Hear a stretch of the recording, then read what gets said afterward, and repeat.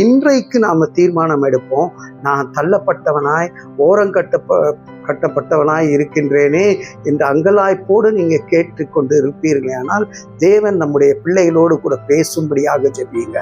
நம்முடைய பிள்ளைகள் கரிசனையோடு இருக்கும்படியாக ஜெபியுங்க. அந்த பிள்ளைகள் மனம் மாறி என் அப்பாவையும் அம்மாவையும் பாதுகாத்து கொள்ள வேண்டும் என்று அவர்களுக்காக ஜெபிக்க நாம் அழைக்கப்பட்டிருக்கின்றோம். பிரியமானவர்களே,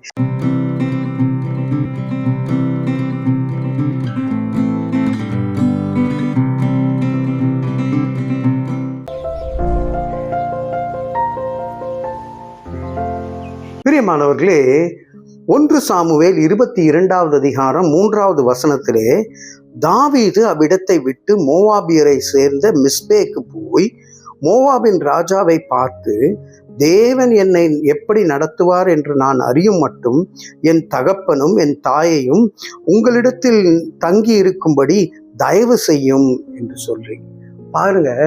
பிரியமானவர்களே, நமக்கு தாவீது துதிக்கின்ற தாவீதை பார்க்கின்றோம், நடனமாடுகின்ற தாவீதை பார்க்கின்றோம், ஆண்டவர் புலம்புகின்ற தாவீதை பார்க்கின்றோம், ஜெபிக்கின்ற தாவீதை பார்க்கின்றோம்.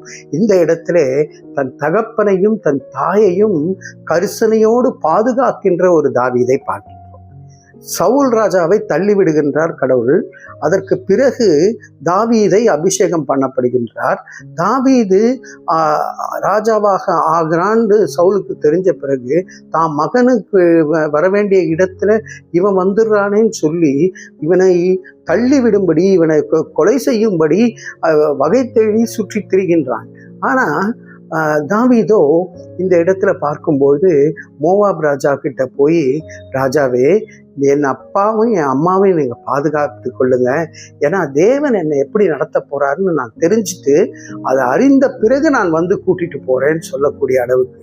இன்னைக்கு பிரியமானவர்களே, இந்த சமுதாயத்தில் பார்க்கும்போது சில பிள்ளைகள் இப்படி இருக்காங்க, கரிசனையோடு பெற்றோருக்காக இருக்கின்ற பிள்ளைகளை பார்க்கின்றோம்.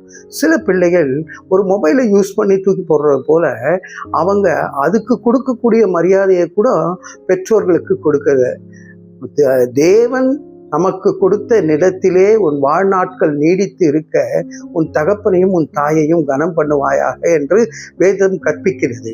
அந்த தகப்பனையும் அந்த தாயையும் நம்ம கனம் பண்ணாம நாம இப்படி பாதுகாக்காம கரிசனையோடு இல்லாம விசாரிக்காம இருக்கின்ற ஒரு கூட்டத்தின் மத்தியிலே தேவன் நமக்கு இந்த வசனத்தை நமக்கு அனுப்புகிறார் என்றால் இன்றைக்கு நாம தீர்மானம் எடுப்போம், நான் தள்ளப்பட்டவனாய் கட்டப்பட்டவனாய் இருக்கின்றேனே என்று அங்கலாய்ப்போடு நீங்கள் கேட்டுக்கொண்டு இருப்பீர்களே ஆனால் தேவன் நம்முடைய பிள்ளைகளோடு கூட பேசும்படியாக ஜெபியுங்க. நம்முடைய பிள்ளைகள் கரிசனையோடு இருக்கும்படியாக ஜெபியுங்க. அந்த பிள்ளைகள் மனம் மாறி என் அப்பாவையும் அம்மாவையும் பாதுகாத்து கொள்ள வேண்டும் என்று அவர்களுக்காக ஜெபிக்க நாம் அழைக்கப்பட்டிருக்கின்றோம். பிரியமானவர்களே, இதை கேட்டுக்கொண்டு இருக்கிற ஒரு வாலிப பிள்ளையாக இருப்பீர்களானால் அந்த உங்களுக்கு கடவுள் கொடுத்த பொறுப்பை நீங்கள் உணர்ந்து கொள்ளுங்கள். இன்னைக்கு போய் அம்மாவோடும் அப்பாவோடும் கொஞ்சம் உட்கார்ந்து பேசி பாருங்க.